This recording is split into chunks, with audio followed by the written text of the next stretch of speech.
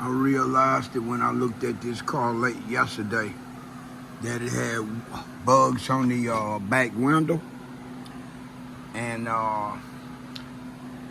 today, when I got ready to prep it,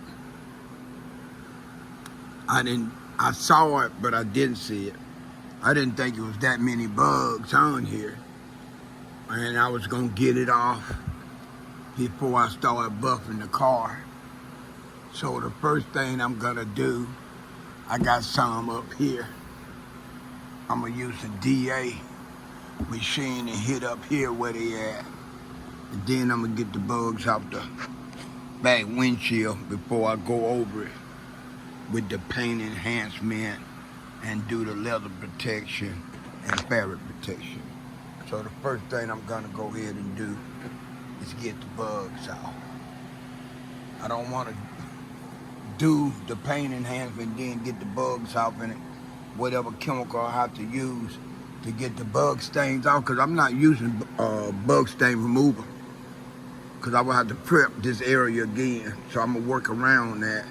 I'm just glad I'm not a one-dimensional automotive detailer. If I was, then I would have to pull it back over there and spray the bug spray on it, bug remover spray, and then put the bug sponge on it. And usually when you use the bug sponge on a dark car, it's gonna leave some fine scratches with some swirls. So after you get the fine scratches out, then you gotta give it some kind of swirl remover or polish to cover up the swirls. It's a little too much work. Every now and then when I forget to take care of that and I have to do it like that, then I just charge that to the game. The game that for whatever reason I didn't do it, but it's not something I'm trying to do every time I have a car with that's stained with bugs. You know, this line of work, you gotta make it work for you, not against you. This is EJ signing off. Peace. All right, I got this 2024 X1. This actually goes tomorrow. I don't know what time, because I forgot to actually say something. But I'm gonna try to do, and not all of it, much of it as I can today. Now, I shouldn't have no problem being able to get this whole car done unless I start getting busy. Now, since I didn't get the bugs out the back window when I prepped this car, I'm doing what I don't really like to do, but every now and then I have to do, and that's backtrack. I got a pretty stable program that I do when I'm prepping these cars that usually don't allow me to miss anything.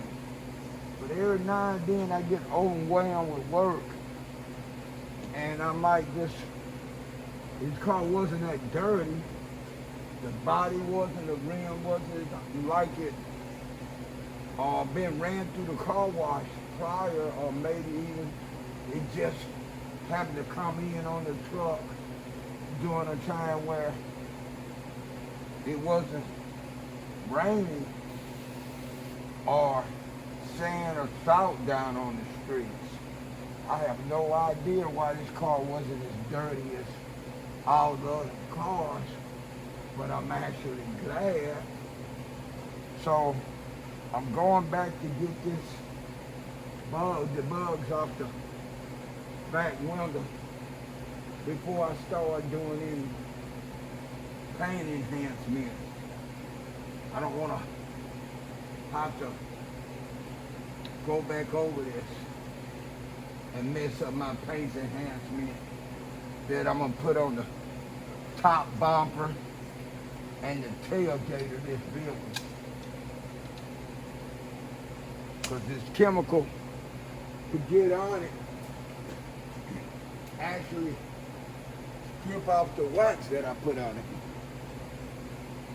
So I'm gonna cut this welder, then I'm gonna take the DA buffing machine with the DA cutting pad And I'm gonna hit up here in the area where I see some bugs. Bugs splatter rather.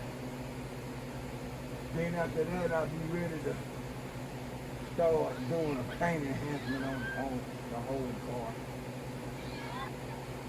I try to not fret about it when every now and then I have to backtrack because it's not a racket for me. It's not something that I do every day. I've been doing this kind of work since 1979. And this is the third stake I done worked there doing this. And since I've been in Seattle, Washington, started in September of 1994. This September will be 30 years. I've been strictly doing automotive detailing. From mobile to working at salons, from working at salons to working at dealerships and detail shops, from now to working for myself. I've had the opportunity to be on the warranty end. I was involved with a guy that sold production auto care product. Production headquarters was out of Stockton, California. And he had this three-way package which consists of leather protection, fabric protection, and paint sealing, right? And then about every dealership from, and I'm only gonna speak about what I know after I got here. So I would say from 98 into 2000s, he had one driver selling straight production car care product, and then he broke it up and hired another lady to sell prestige coating. And he didn't have nobody to warranty anything went wrong with the prestige coating grease. He didn't have nobody in Seattle to do a warranty. I became pretty close to his sister. If I'm not mistaken, his sister wasn't older than him, but she was older than me, maybe about 8 years or 10 years or so. So she introduced me to the brother, and he hired me to do warranty work for him. So whenever somebody had a fabric, a stain in their fabric, needed their leather treated again for whatever reason, or any kind of exterior paint issues, I was the man. I would go out, I would do a mobile and go out and take care of the issues. What I've learned, mainly since I've been out here, I knew of it, but it really hit home with me out here. It doesn't matter what kind of car care product is being sold. They could be fabric, leather treatment, paint protection, and so forth. It depends on who applying the product on how good the product performs, right? If you got product that's good product and it's not doing what it's supposed to do, it's a possibility that the person that you got selling the product, the person that's actually doing the service on the vehicle, doing fabric, treating the fabric, treating the leather, and putting on the paint enhancement. What's up, brother? How you doing, man? Car? I saw you earlier. You didn't want anything, did you? No. Remember when I was up here talking to Jack? Yeah, I was. It was actually this one. I was Uh, uh, Chad told me he sold it tomorrow. Check with him because I haven't seen Chad. I'm gonna end up having to do it. Oh, We're what happened? Y'all splitting it? No, well, he doesn't want to split it. He didn't respond to them, and so they were talking to Marcus because Marcus is helping too. Right. And Marcus is like, "Hey, they can't get a hold of Chad. Like, can you just figure this out? Because I'm not in the store. Because Marcus is off today." Okay. So I was like, "Oh yeah, I'll do it." And then they were like, "Oh yeah, They wanted to come in today. I'm like, "It's still getting." No. They were like, "I'm like, No. they're like," I was like, "It's still getting detailed." I'm like, "Can you come in tomorrow?" I'm like, "Oh yeah, we can come in late tomorrow morning." I'm like, Well, that's what he told me. He Okay. told what he told me was Friday. He told me Saturday. He told me yesterday, Saturday morning, should he talk to Jason or me about a car going Monday before lunch? "Yeah, And I told him if you want the car done by the time you get here Monday or shortly after, yeah, I'm the guy for you to do it because I don't know what Jason's workload is. And I told him I would have the car ready for him Monday when he came in. Right, is what I told him. And I was wondering why he never came back up here to talk to me about it. This was yesterday around 9 something, 10. yeah, When he sold that Honda Odyssey, yeah." he told me about it then and he brought the car in and I had him put it over there. I was wondering where he was. Maybe Yeah. he just dropped the ball because you know he's getting a half deal now. Yeah, that's kind of what I think. I think they're gonna be here at like 10 or something tomorrow. I said, Yeah, "Hey," that's fine. Yeah, I'm like, "Hey, if you can That's come in fine. at 9 or 10." Right. 10 is fine. Yeah, I told him 10. I want to say 9, but say 10 to play it safe. All right, yeah, I'm going to try to finish this car today. I told But him I 10. don't want to promise you that, right? No, So no. I have it for sure by tomorrow. That's perfect. All right. Thank you, EJ. Hey, I'm glad you let me know something because I was wondering what was going on. I'm gonna come back for it tomorrow. Okay. All right. Sorry. That what comes along with my job. I work directly for the sales department out of 7 detailers, including myself. I'm the only guy that works directly for the sales department. Now, the lead man that over the detail department, like a supervisor, he's over everything. He's actually getting money from whatever, come through detail. But I actually get my money from sales department, and I make my money off sales. And I make a decent damn living. Some would say I make too much money. I don't say so for the amount of work that I do. And I be multitasking all the time. But plus I made this job work for me. Because when they offered me the job, nobody in this history of this store, and I want to say since 2001, catered directly and solely to the sales department. I'm the first person started doing that, and I didn't get the job until I want to say October of 2019. From 2001 to 2019, which is about 18 years, all the detailer pitched in and took care of sales, right? They pitch in when I'm not here on my days off, but other than that, I take care of sales department.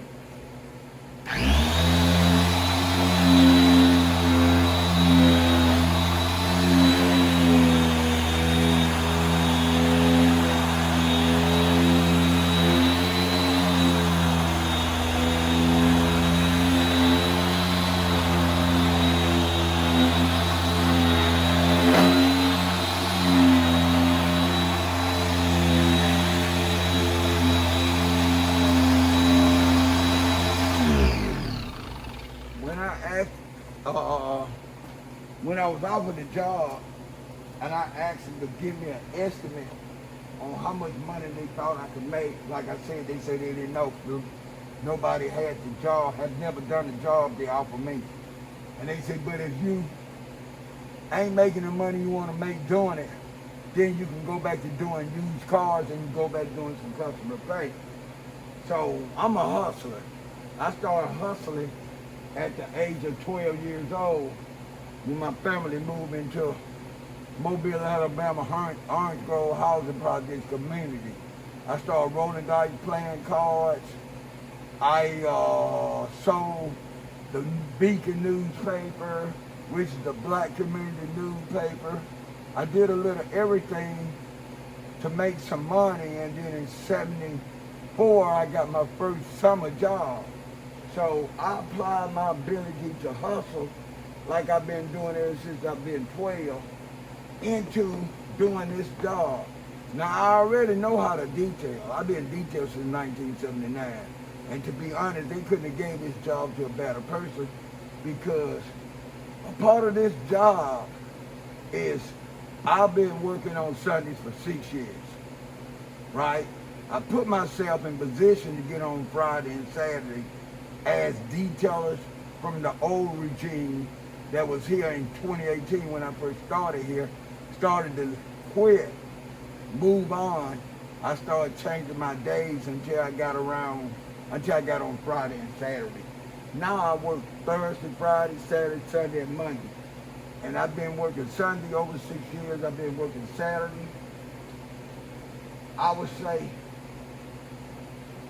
close to 5 years, and Friday, maybe 5 years.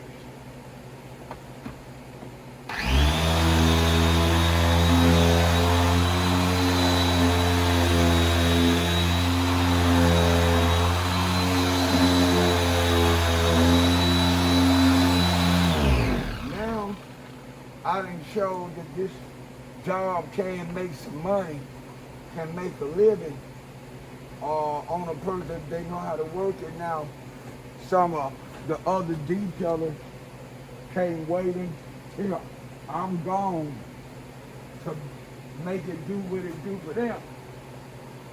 But they fail to realize they're not me.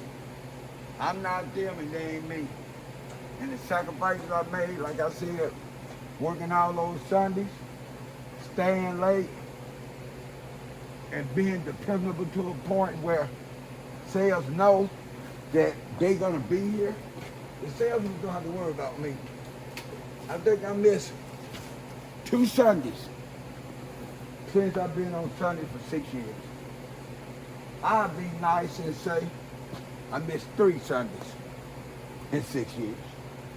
And that's pushing. I'm not gonna go no higher than 3 days. That's a good record.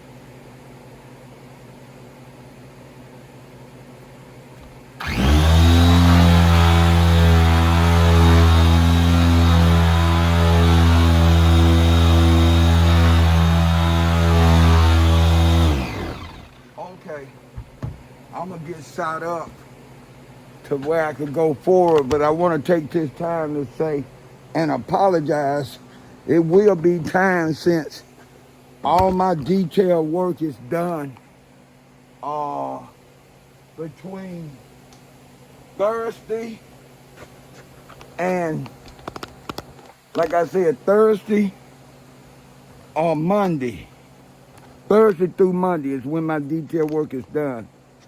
So it's gonna be times that I'm talking with y'all guys or ladies that I might get sidetracked. Someone might come and ask me a question or so, and I have to stop and entertain them while I'm still recording. That's one of the reasons why I'm able to have over 400 videos on my YouTube channel page, because I do automotive detailing 5 days a week, and this is where I do it at. I've done a lot of mobiles in the past. I'd have geared myself up to be able to do mobiles like right now if I really wanted to. The only time I would have to really be able to do mobile, it would be during my days off. I told myself I was gonna be working 4/10, but I haven't started that yet. Kind of not knowing if I really want to do that, kind of reluctant to do that, to obligate myself. But I could do it, and when time change back, I could go back to the 5th day. I feel better, my body does, especially my feet, when I only work 4 days a week. It's amazing how that salesman didn't get back with me on this 2024 X1 that I'm working on right now. He never got back with me. And if it wasn't for the young man that I knew prior to coming here, let me know he on this deal, good possibility. The salesman that initially told me about this car, that brought this car in for me yesterday to work on it, to work it in with my workload, Monday night came and saw me. It's kind of strange how some people do things. They don't follow up their money. Either way, I'm getting paid regardless of this car sell or not. I'm gonna get my money. Now it's times I could have, they told me a car needed to go and it didn't go, and it kind of messed up my timing sometime, and I could have actually worked on a vehicle that was actually leaving like the salesman said, but the bottom line, I got paid for those vehicles too. So I'm not losing any money when a car don't sell once I've been executing the car. I get my money regardless. Sometimes salesmen would make a insinuation like I'm only gonna get paid, or they only should have to pay me unless the car actually go anywhere. But I know how that go, and I make sure they know how that go. But I tell them real quick, you got the game mixed up. You got EJ mixed up. EJ get paid time he touch it. I'm gonna get my money. So you thinking just because you didn't sell a car is stopping EJ from getting his money, you're damn fool. You know, and I'm kind of aggressive when it comes down to my money. I could get pretty demanding. You know, I lived in a community where you had to fight for stuff that belonged to you. So you think I'm gonna let somebody that probably never had a fight, or somebody didn't grow up like I grew up, take anything from me, especially in a business? I don't work for free.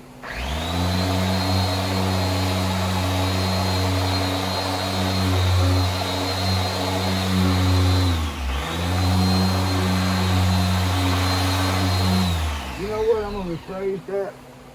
I do hella favors for people, salespeople in some text, because they do things for me.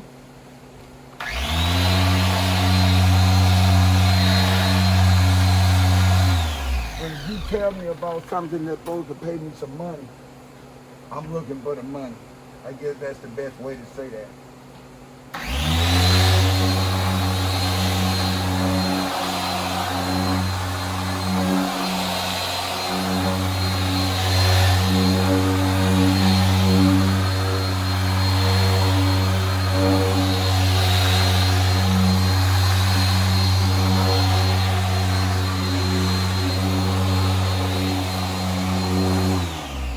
Tell me something gonna pay me some money, and then you start trying to talk sideways, we're gonna have some issues.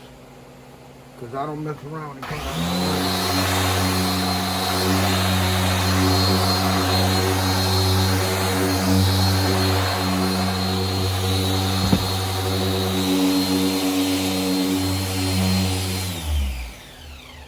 I've only had one problem up here about my money. It came from another worker, and I was about to ready to take it to the streets, and I had to realize how important this job is to me, and I had to tell myself I need to figure out another way to make it right.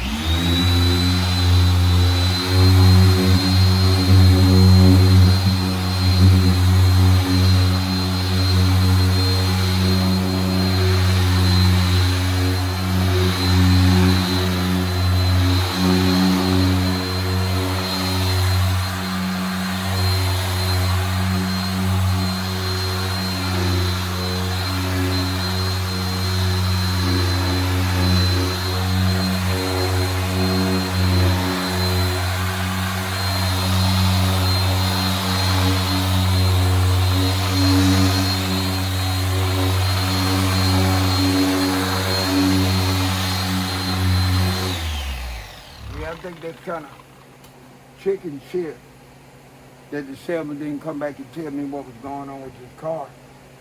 The one that told me about this car initially.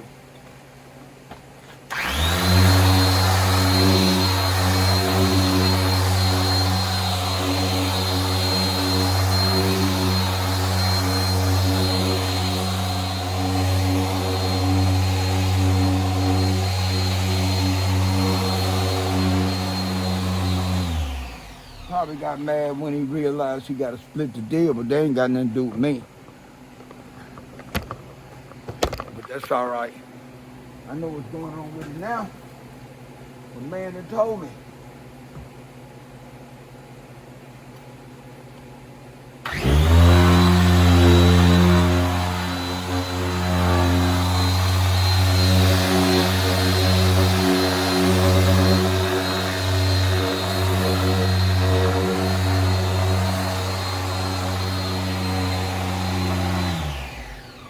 The way things have slowed down, I probably could have had this car ready today, but he told me tomorrow, and if something happened out of the ordinary, I start back getting busy.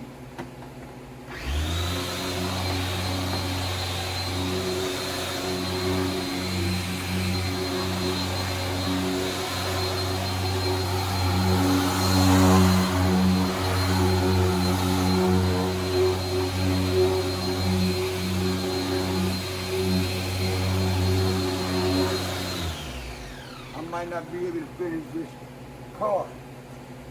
So I'm letting this stay just what he told me.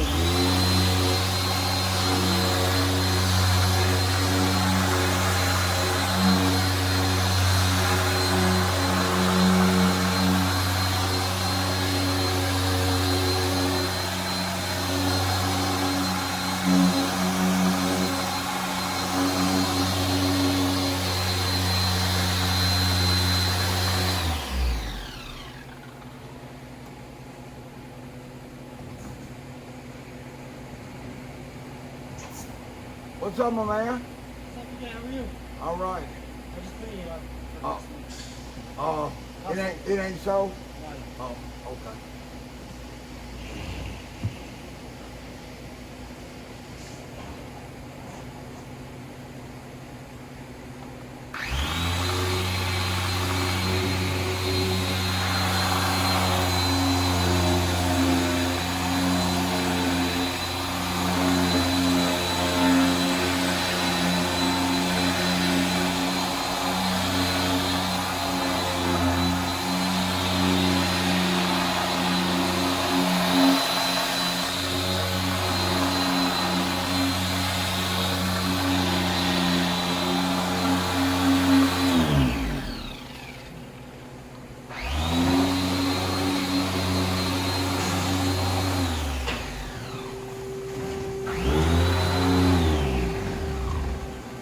All right, I'm gonna move this up and get the hood. Oh man, I already got this here. I'm gonna stop recording and I show y'all the finished results. Talk to you later. EJ signing out, peace. All right, I got the 2024. I guess this is some kind of green color. BMW X1 ready. Supposed to go out today. Matter of fact, supposed to go out this morning. Approximately 10 o'clock.